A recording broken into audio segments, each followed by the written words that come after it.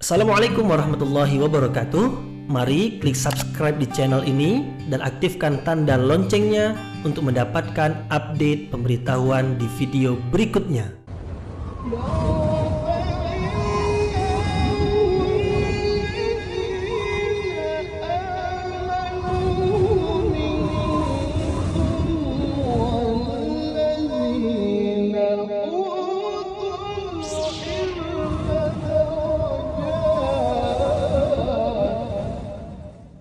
A'udzu billahi minasyaitonir rajim. Bismillahirrahmanirrahim. Assalamualaikum warahmatullahi wabarakatuh. Alhamdulillahirabbil alamin wa bihi nasta'inu ala umurid dunya waddin. Nasta'inuhu wa nastaghfiruh wa na'udzu billahi min shururi anfusina wa min sayyiati a'malina. فَمَنْ يَهْدِهِ اللَّهُ فَلَا مُضِلَّ لَهُ وَمَنْ يُضْلِلْهُ فَلَا هَادِيَ لَهُ أَشْهَدُ أَنْ لَا إِلَهَ إِلَّا اللَّهُ وَحْدَهُ لَا شَرِيكَ لَهُ وَأَشْهَدُ أَنَّ مُحَمَّدًا عَبْدُهُ وَرَسُولُهُ لَا نَبِيَّ بَعْدَهُ أَمَّا بَعْدُ.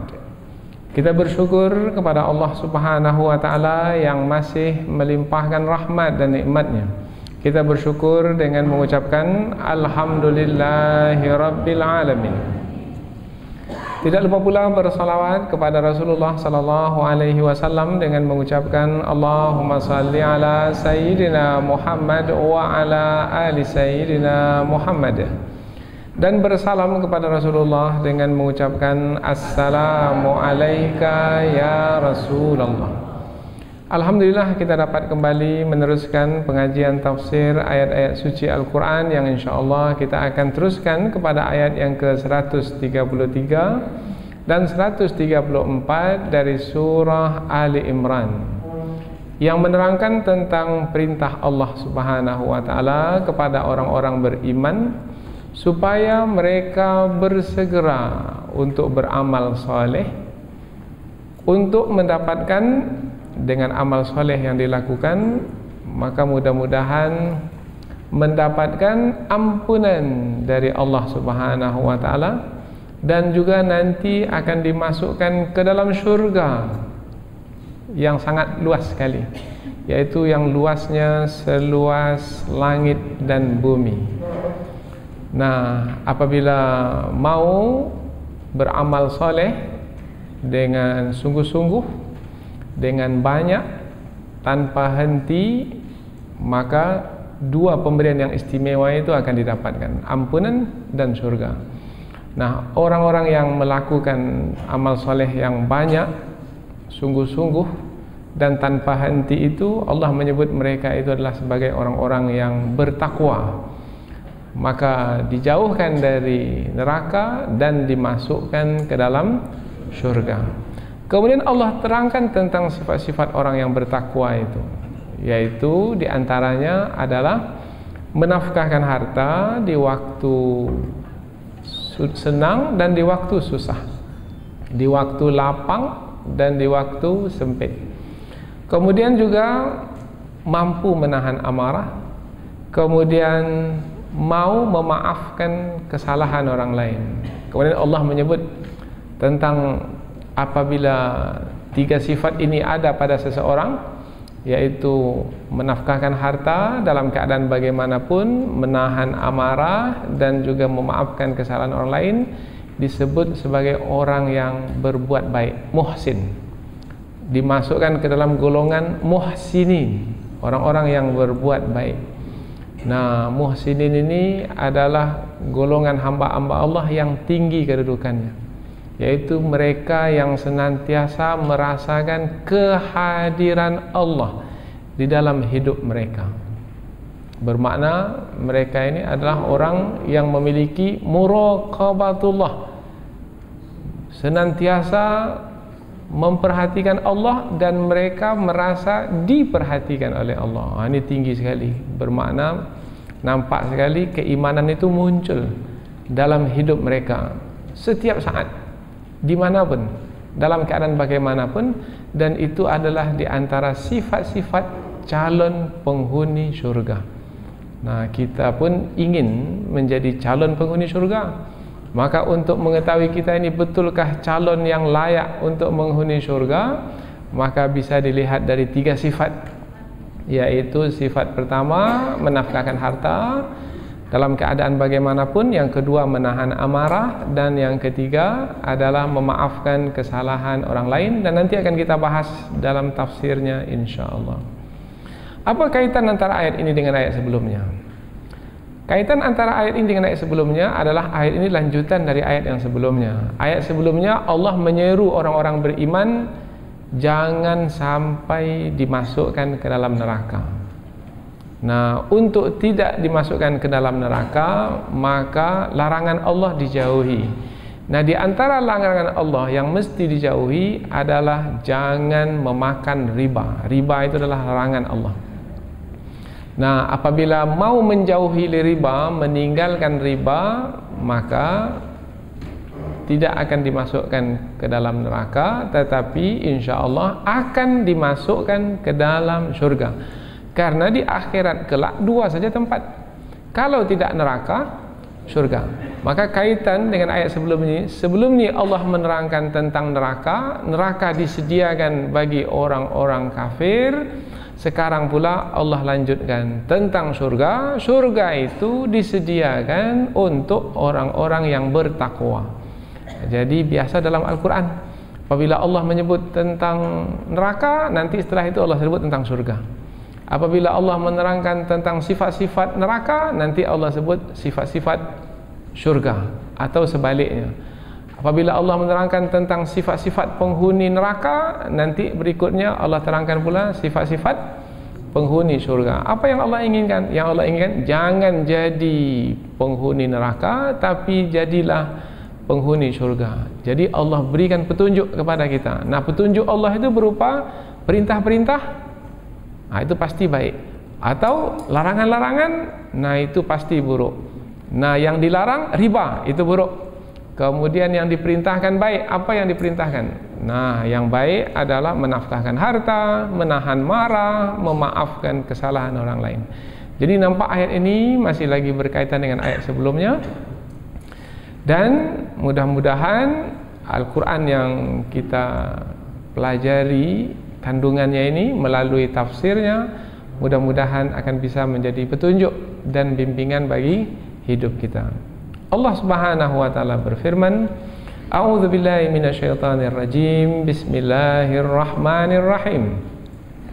Wasari'u ila maghfiratin mir rabbikum wa jannatin 'arduhas samawati wal ard u'iddat lil muttaqin alladzina yunfikuna fis sarra'i wad dharra wal kaziminal ghaiz wal 'afina 'anil nas wallahu yuhibbul muhsinin.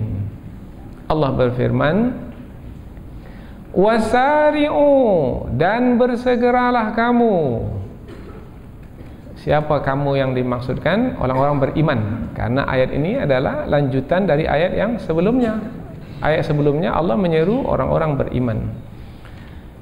Ila maghfiratim mir rabbikum, kepada ampunan dari Tuhanmu, wa jannatin, dan juga kepada surga. Arduha sebenarnya maknanya adalah lebarnya, tetapi diterjemahkan dengan luasnya. Nah, mengapa sampai ke luas? Nanti kita akan sebut. Luasnya as-samawati wal ard, seluas langit dan bumi. Uiddat, disediakan, surga itu disediakan lil muttaqin, bagi orang-orang yang bertakwa. Siapa orang-orang yang bertakwa itu?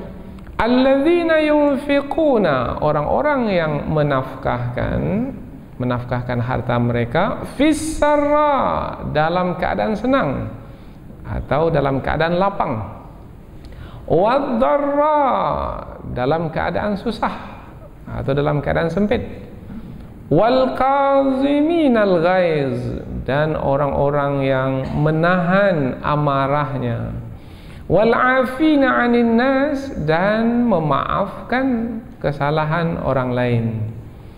Wallah, dan Allah yuhibbul muhsinin, menyukai atau mencintai hamba-hamba yang berbuat baik, hamba-hamba yang melakukan kebaikan. Kita lihat dari awal ayat. Dan bersegeralah kamu kepada ampunan dari Tuhanmu dan surga yang luasnya seluas langit dan bumi, yang disediakan bagi orang-orang yang bertakwa, yaitu orang-orang yang menafkahkan harta mereka di waktu lapang dan di waktu sempit. Dan mereka adalah orang-orang yang menahan amarah dan memaafkan kesalahan orang lain. Dan Allah mencintai orang-orang yang berbuat baik. Jadi dua ayat ini menerangkan tentang perintah Allah Subhanahu wa taala kepada orang-orang beriman supaya bersegera untuk mendapatkan ampunan dan surga. Kemudian Allah terangkan pula tentang sifat-sifat calon penghuni surga. Ketika di dunia itu seperti apa sifat mereka. Selanjutnya kita pindah ke tafsir ayat. Yang pertama yang ingin kita sampaikan adalah perkataan waw yang ada di pangkal ayat, wasari'u, wa. Telah kita terangkan sebelum ini, apabila ada di permulaan ayat perkataan waw yang maknanya dan, bermakna ayat ini adalah lanjutan dari ayat yang sebelumnya. Apa ayat sebelumnya? Ayat sebelumnya adalah perintah supaya taat kepada Allah dan Rasul. Wa ati'ullaha war rasul, dan taatlah kepada Allah dan Rasul.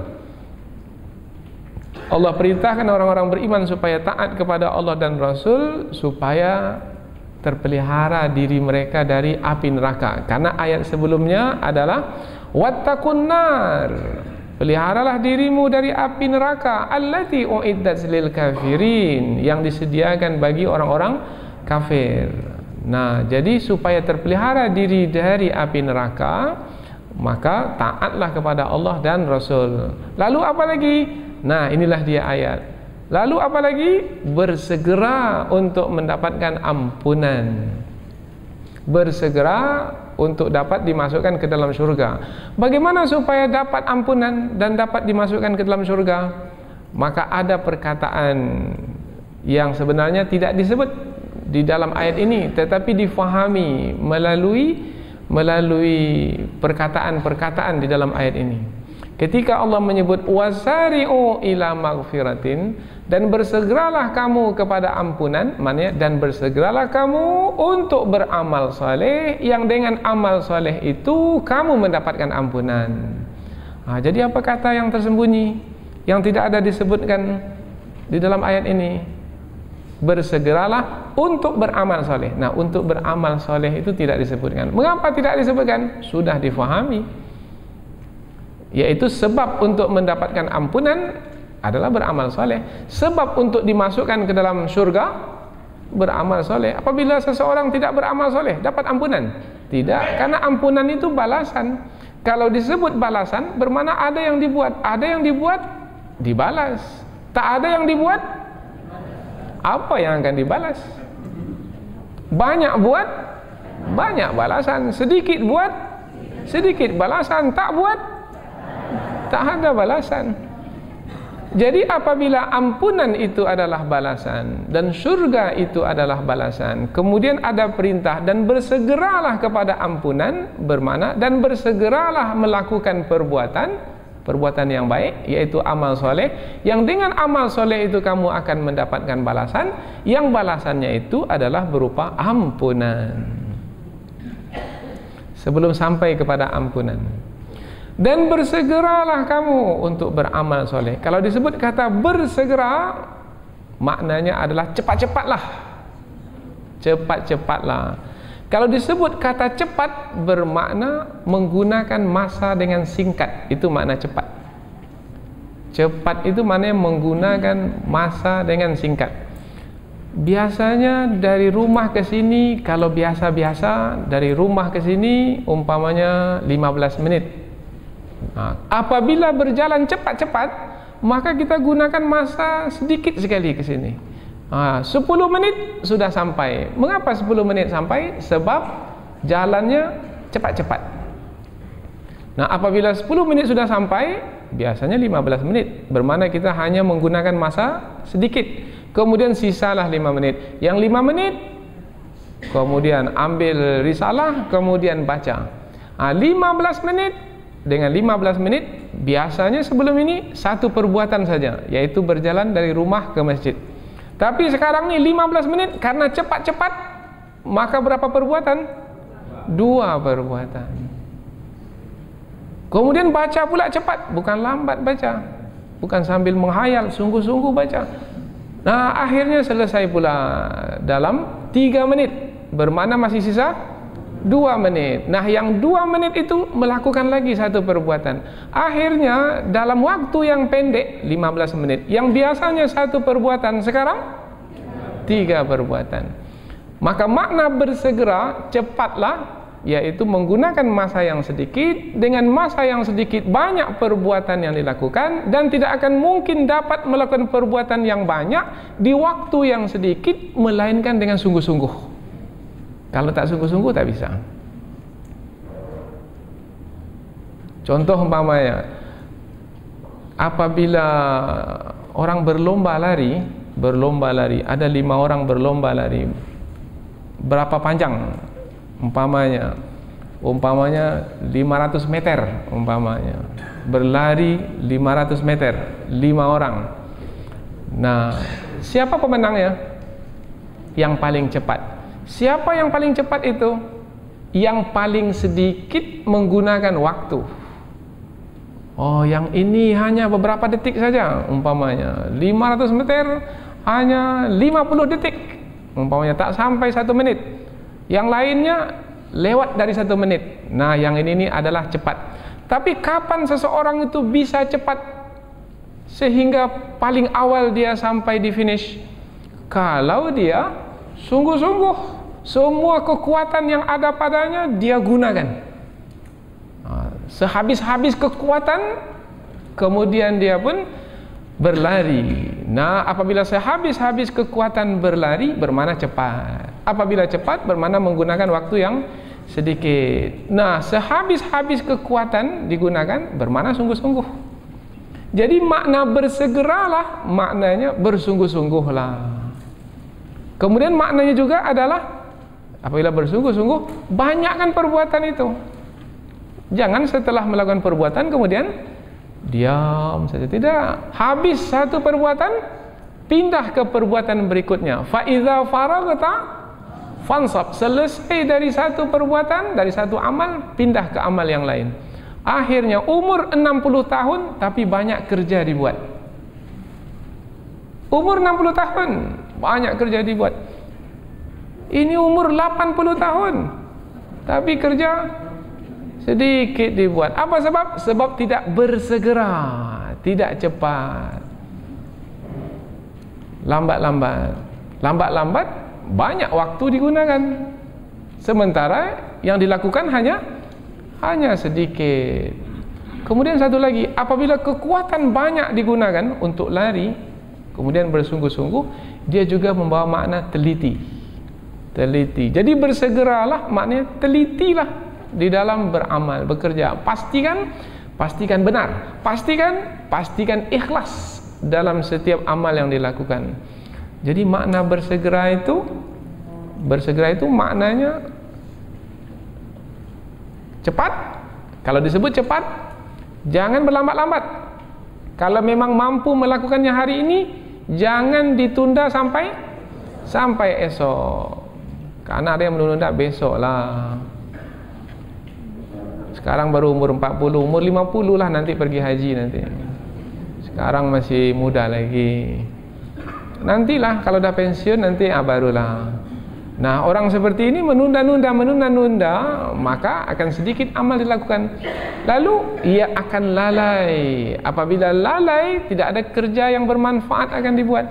Karena yang penting, yang pokok, yang utama akan tertinggalkan. Nah, kalau seperti itu sifat seseorang tidak akan mungkin layak untuk masuk ke dalam surga. Karena ketika lalai itu, syaitan pandai sekali menggoda, sehingga lalai mengakibatnya kepada tersesat, terjauh dari jalan yang lurus. Tanpa ia sadari, dia sudah tidak lagi berada di atas jalan yang benar. Bukan lagi perintah Allah yang diikuti, tetapi malah kehendak hawa nafsu yang diperturutkan. Di dalam surah Al-Hadid, Allah menggunakan kata yang berbeda, bukan wasari'u tapi sabiku. Yang berikutnya sama, sabiku ila maghfiratin mir rabbikum. Kalau ini wasari'u ila maghfiratin mir rabbikum. Kalau sabiku, ada juga kita dengar fastabikul khairat. Nah, maknanya berlombalah melakukan kebaikan. Kalau disebut kata berlomba, itu penekanannya adalah kepada mendahului orang lain. Itu makna berlomba. Kalau tadi ada 5 orang, masing-masing itu ingin mendahului yang lain. Itu makna berlomba. Jadi berlomba itu sabiku maknanya mendahului orang lain. Seperti apa mendahului orang lain? Umpamanya, kalau orang lain itu bangun malamnya 1 jam, dahului. Kita bangun malam kita 2 jam. Terdengar orang lain bangunnya 2 jam, maka kita 3 jam. Terdengar orang lain 3 jam, maka kita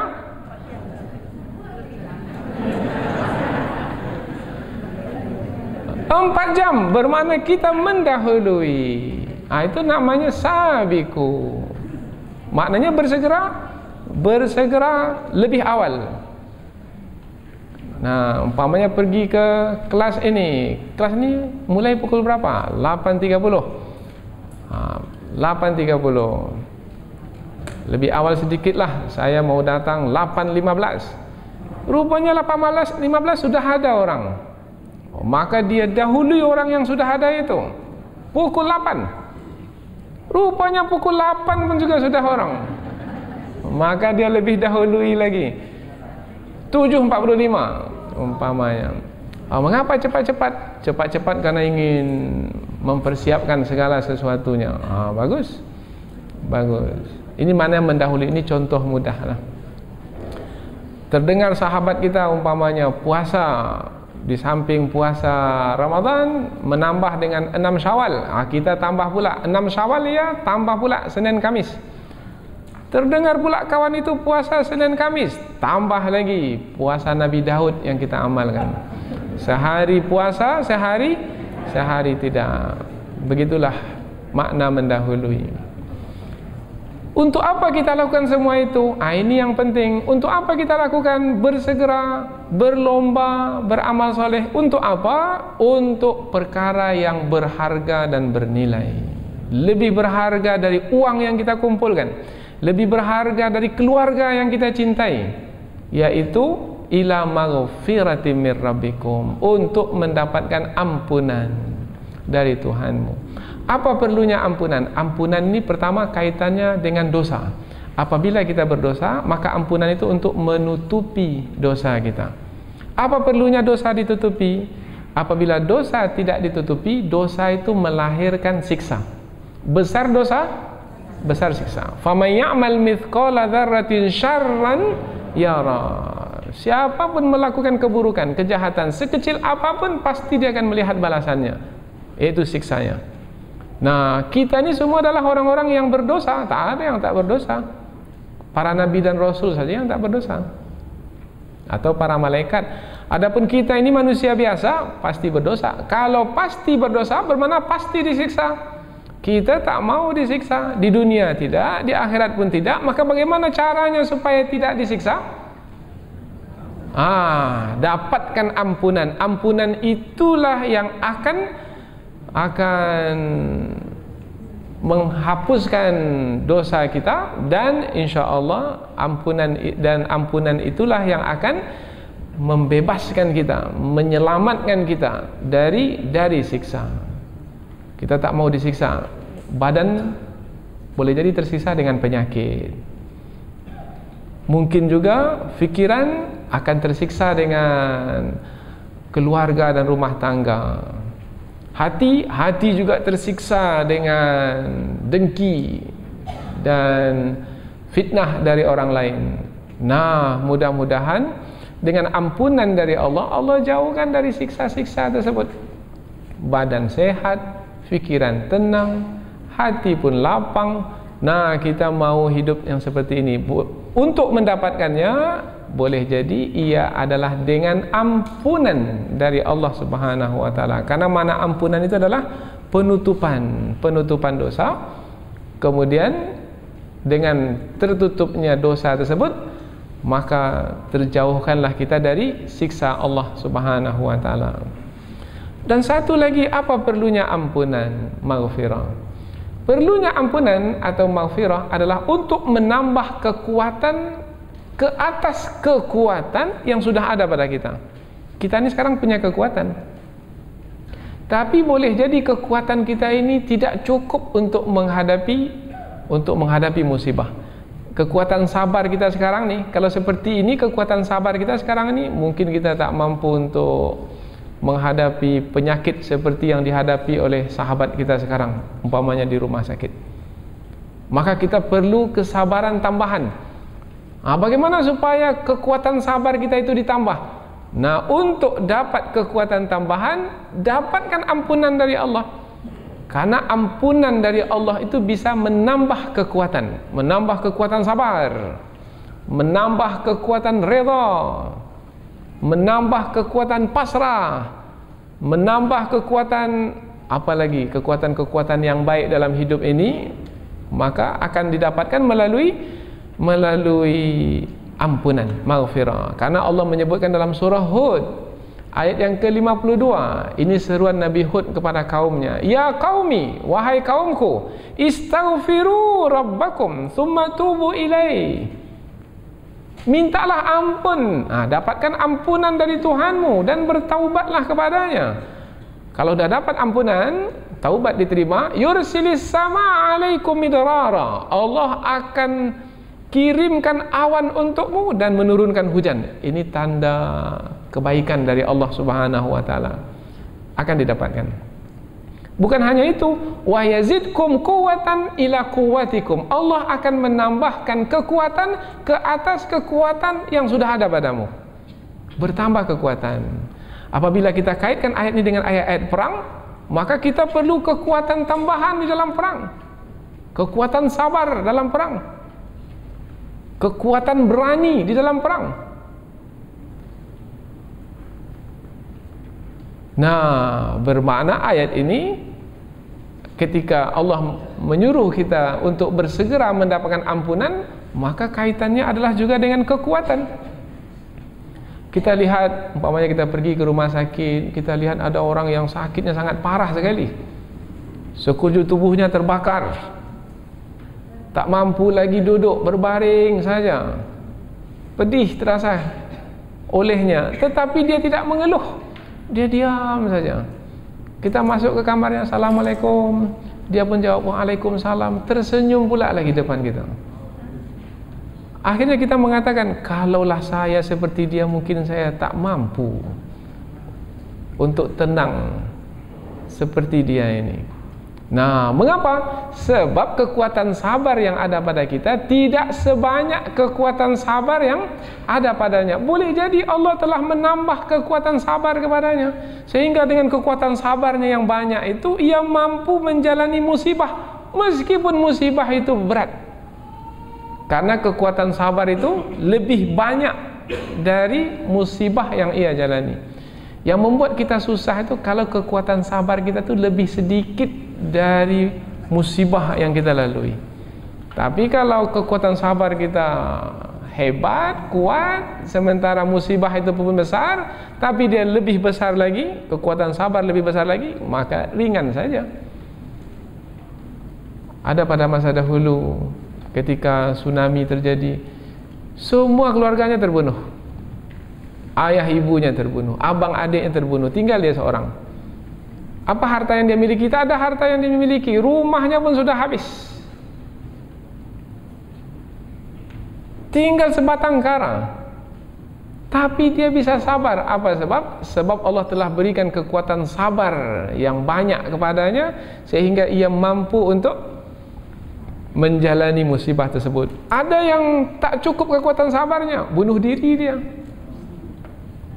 atau tertekan jiwanya, kemudian dia berburuk sangka kepada Allah. Ini orang yang tidak memiliki kekuatan yang cukup di dalam kesabaran.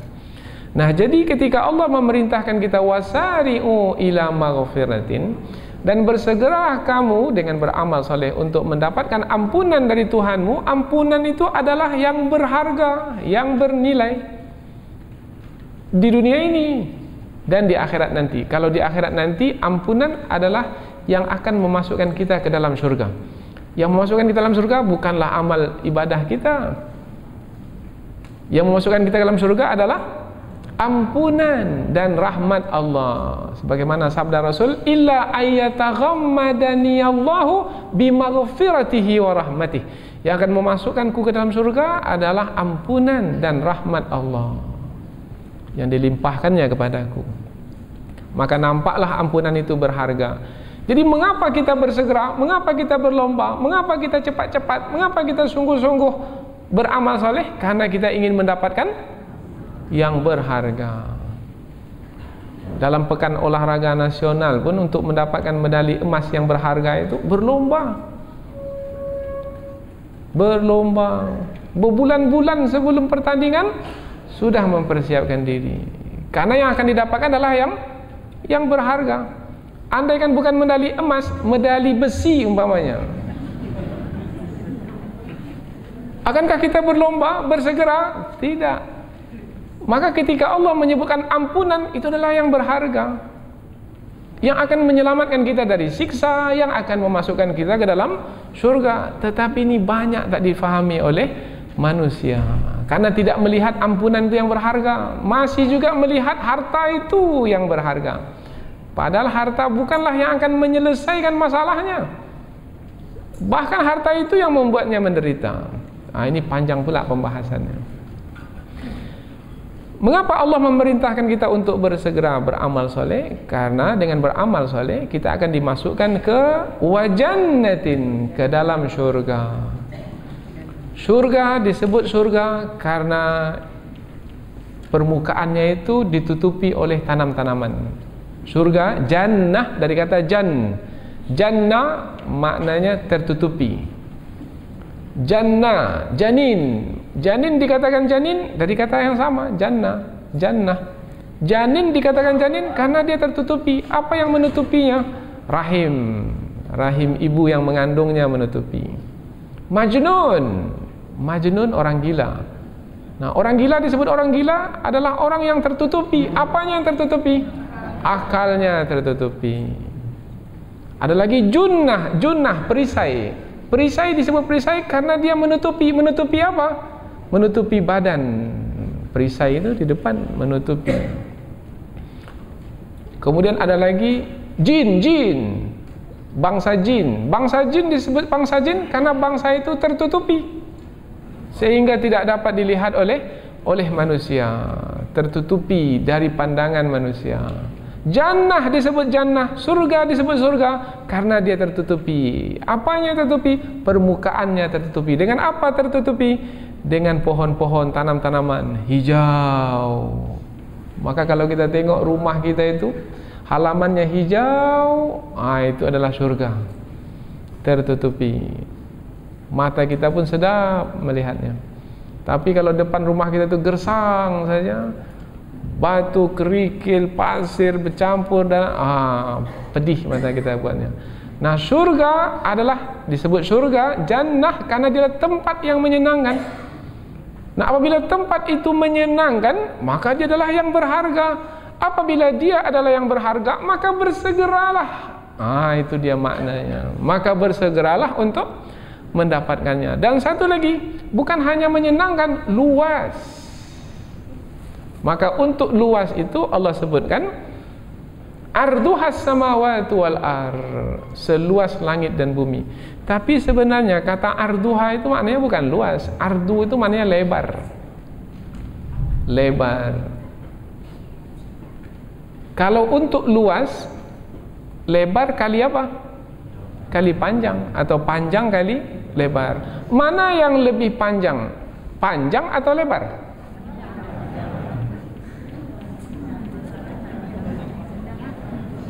Untuk mendapatkan luas, panjang kali lebar. Panjang kali lebar. Kalau panjang kali lebar, mana yang lebih panjang? Panjang atau lebar? Panjang. Lebih panjang dari lebar.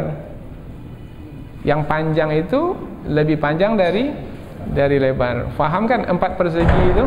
4 persegi.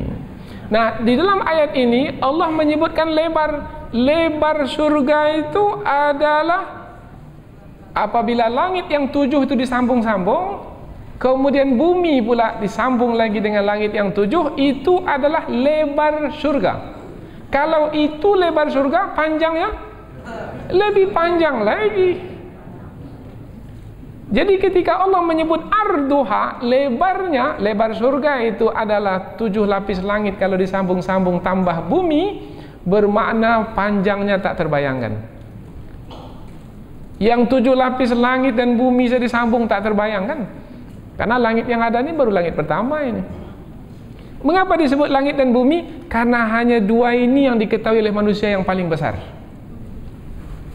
Kalau disebut aras, tak ada dalam pengetahuan manusia. Aras, padahal aras itu lebih besar dari langit dan bumi. Kalau disebut kursi, kursi itu lebih besar dari langit dan bumi. Dalam hadis Nabi, bandingan antara kursi, wasi'a kursiyuhus samawati wal ard. Bandingan kursi dengan langit dan bumi seperti subang, anting-anting, dan kursi itu seluas padang pasir. Jadi anting-anting di atas padang pasir, itu bandingan antara langit dan bumi dengan kursi. Bandingan kursi pula dengan aras, Allah bersemayam di atas aras. Ar-Rahmanu 'alal arsyistawa. Allah bersemayam di atas aras. Bandingan antara kursi dengan aras pula, kursi itu seperti anting-anting, seperti subang, dan aras itu seperti padang pasir.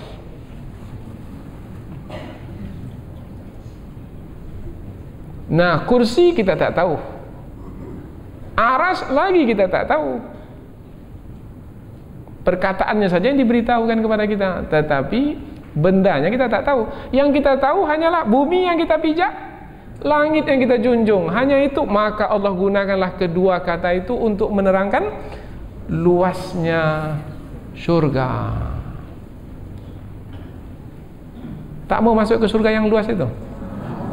Masih mau bertahan juga di rumah sekarang tuh yang hanya 6 kali 10 meter. Mengapa mesti menggadaikan surga yang begitu luas dengan bumi yang sangat sempit ini? Maka orang yang pintar, yang bijaksana, dia akan bersegera untuk beramal saleh demi mendapatkan surga yang luas, yang luasnya seluas langit dan bumi, yang Allah sediakan uiddat lil muttaqin, yang Allah sediakan bagi orang-orang yang bertakwa. Nah, nampaklah kaitan ayat ini dengan ayat sebelumnya. Ayat sebelumnya, api neraka uiddat lil kafirin, sementara surga uiddat lil muttaqin. Nah, inilah dia tempat orang-orang beriman, surga. Lalu Allah terangkan seperti apa orang-orang beriman itu.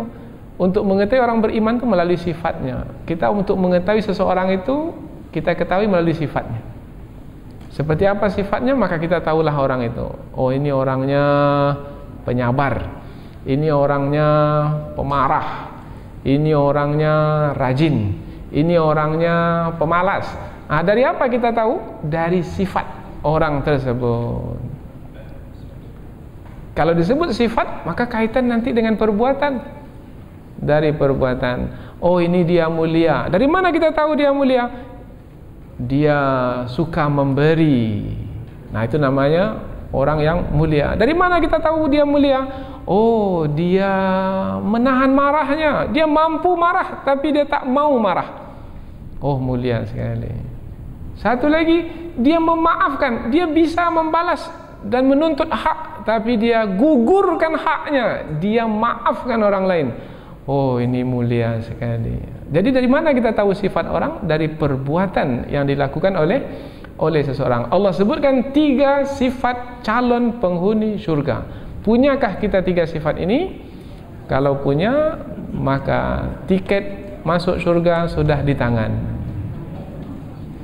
Tapi kalau belum, bermakna segeralah dapatkan tiket sebelum terlambat. Kalau sudah kematian mendahului, terlambat sudah. Di dalam kubur tak ada orang jual tiket ke surga. Tiket surga ini di dunia sebelum kematian tiba. Yang pertama adalah sifat calon penghuni surga, alladzina yunfikuna fis sarra'i wadh-dharra, yaitu orang-orang yang menafkahkan harta mereka di waktu senang dan di waktu susah. Menafkahkan harta. Kita sudah terangkan dahulu makna menafkahkan. Menafkahkan ini mengosongkan.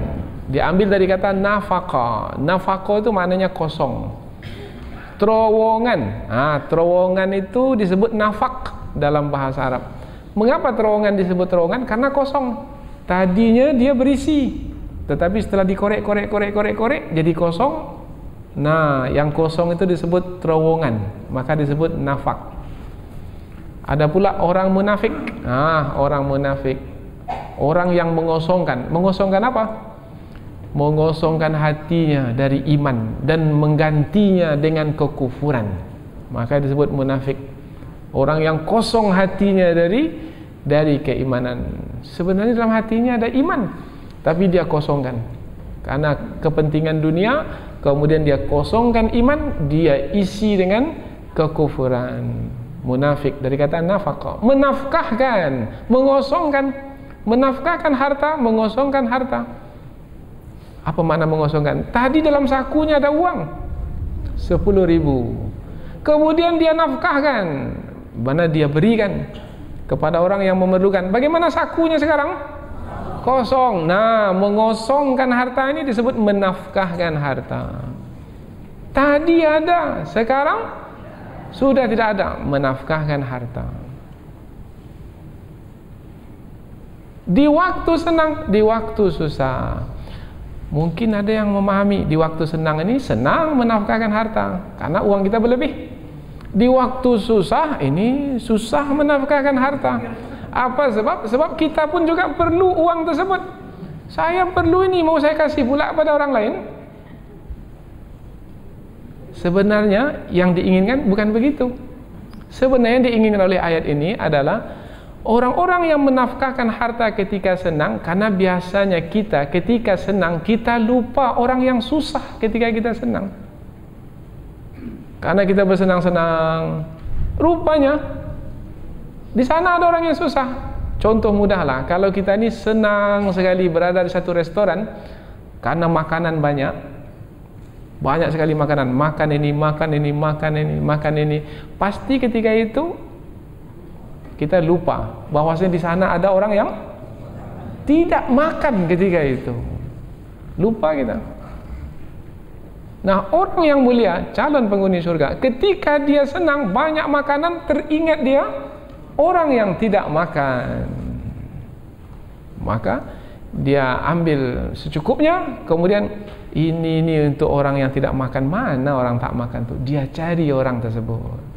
Maka dia tidak lupa kepada orang yang memerlukan di saat ia lapang, di saat ia senang. Wah, ini tak sembarang orang seperti ini. Biasanya banyak yang lalai ketika senang. Dulu ketika di kampungnya dia susah. Setelah pindah ke kota dia senang. Lupa orang kampung. Tak pulang-pulang kampung lagi. Pulang-pulang hari raya. Sekejap saja setelah itu balik lagi kampung. Padahal orang di kampungnya sangat susah sekali. Nah, penghuni surga itu meskipun dia sudah berada di kota, dia masih ingat orang kampungnya yang susah. Macam mana? Kita punya sifat seperti itu? Insya Allahnya lambat sekali kan?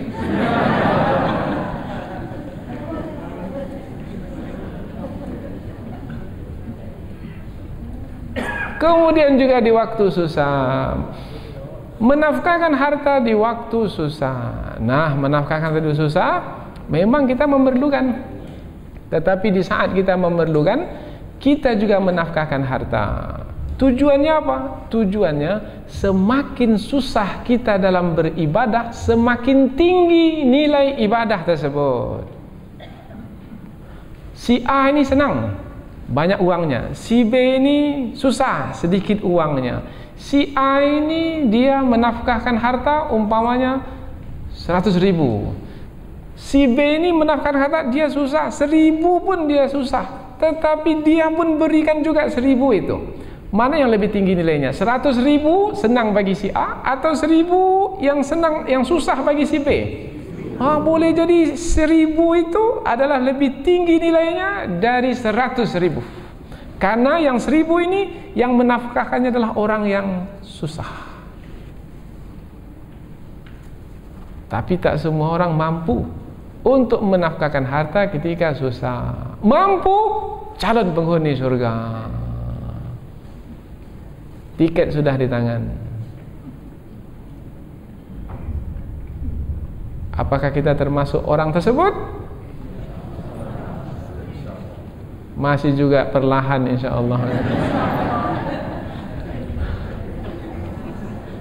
Insya-Allah. Berikutnya lagi, wal kaziminal ghaiz, dan menahan amarah. Hawa nafsu kita itu ada dua jenisnya. Jenis yang pertama, hawa nafsu itu kaitannya adalah dengan keinginan perut, syahwat. Nah, keinginan perut ini makan, minum, itu adalah keinginan perut, syahwaniyah. Nah, memang kita ingin makan, minum untuk perut kita. Itu bisa kita dapatkan dengan harta yang kita miliki, dengan hasil kebun umpamanya, dengan hasil dagang umpamanya, dengan hasil pekerjaan-pekerjaan yang lain. Tetapi yang kita dapatkan itu memang untuk perut kita, itu adalah keinginan hawa nafsu kita, tapi kita bisa berbagi dengan orang lain, kita bisa berikan kepada orang lain. Kita menginginkannya, tapi kita juga bisa berikan kepada orang lain. Itu keinginan hawa nafsu yang pertama. Kaitannya adalah dengan makan, minum, perut, syahwaniyah. Satu lagi keinginan nafsu itu adalah ghadabiyah. Ghadabiyah, marah. Apa makna marah ini? Marah itu adalah berkeinginan sesuatu, tetapi ada orang yang menghalang untuk mendapatkan keinginan tersebut. Maka kita pun akan marah. Contoh mudahlah, kita ingin makan, makanan sudah tersedia di meja makan. Apa lauk yang kita sukai? Oh, ikan patin asam pedas umpamanya. Sudah terbit selera, tinggal santap. Keinginan kita mau makan makanan yang kita betul-betul sukai. Tiba-tiba saja, belum lagi kita ambil ikan tersebut, datang kucing melompat ke atas meja, kemudian melarikan ikan tersebut. Maka keinginan kita terhalang. Di saat keinginan terhalang, apa yang muncul dari nafsu kita? Marah.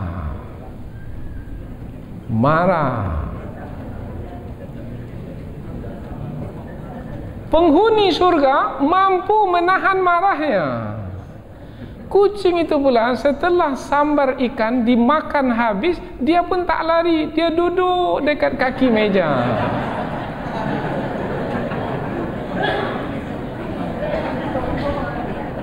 Di tepi kiri kita pula ada pula sapu. Kita pukul tidak kucing tersebut?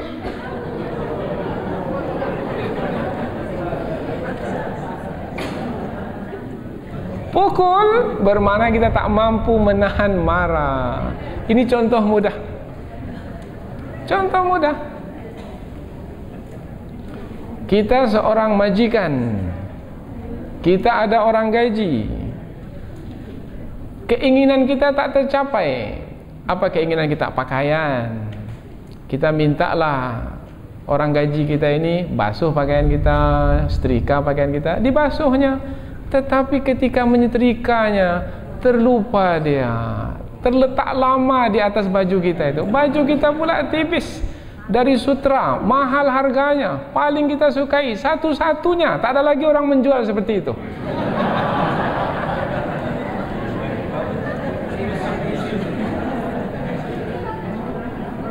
Kemudian terbakar dengan setrika, hangus. Bagaimana? Marah?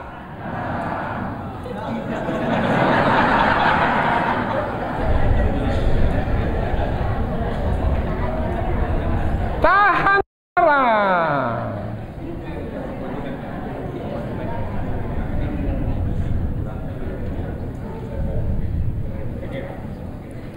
Baju tidak akan baik lagi. Ada pula yang marahnya sampai melampaui batas, sampai memukul, sampai melakukan kecederaan. Ini sudah melampaui batas, inilah kezaliman. Boleh marah, boleh apabila tujuannya untuk pendidikan umpamanya, supaya dia tidak mengulangi lagi. Tetapi marah yang seperti itu tidak datang dari hawa nafsu. Marah yang seperti itu datang dari iman. Iman yang dikuasai oleh akal, akal yang dikuasai oleh iman. Dia beda antara marah dengan nafsu dengan marah dengan iman.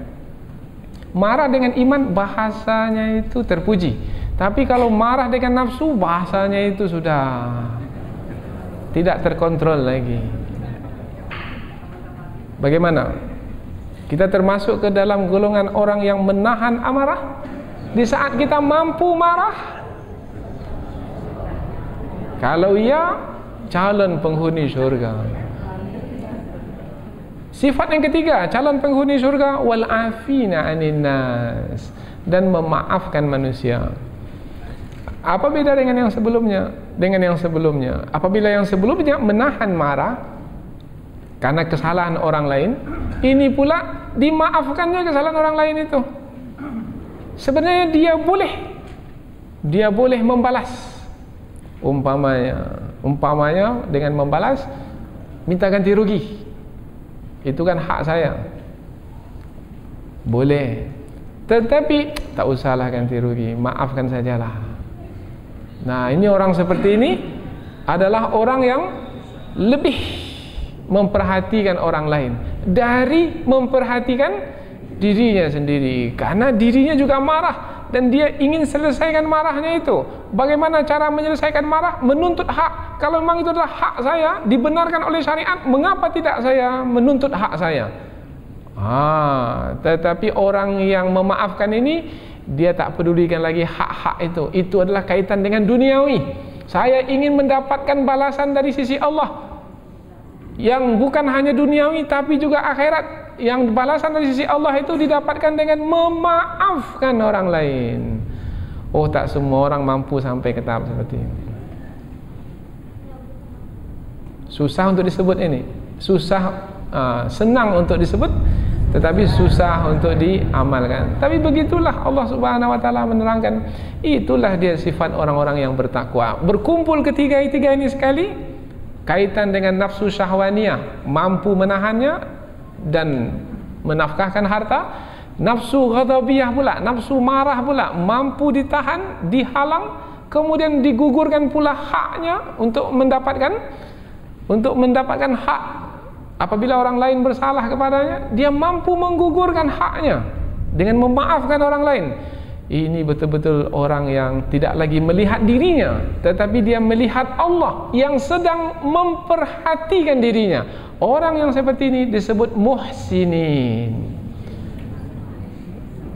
Karena Rasulullah pernah ditanya oleh malaikat Jibril, mahwal ihsan? Apa itu ihsan?